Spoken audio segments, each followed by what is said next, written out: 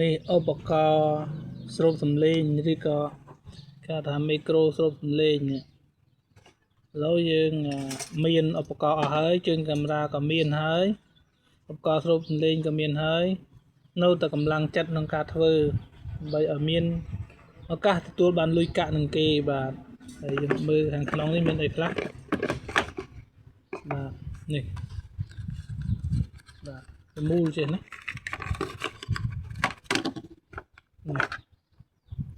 នេះសម្រាប់ដូចទូរស័ព្ទ iPhone នេះសម្រាប់ iPhone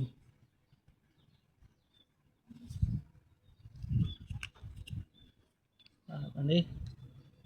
មីក្រូស្រូបសំឡេងនេះ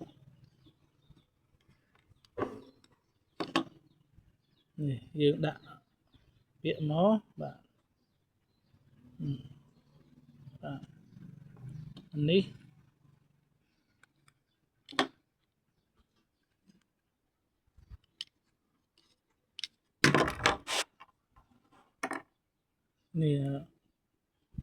យើងដតនឹងគូតទូរស័ព្ទអានេះប្រភេទ Oppo Vivo យើងដតត្រូវអានេះហៅថា Micro Bluetooth បាទនេះ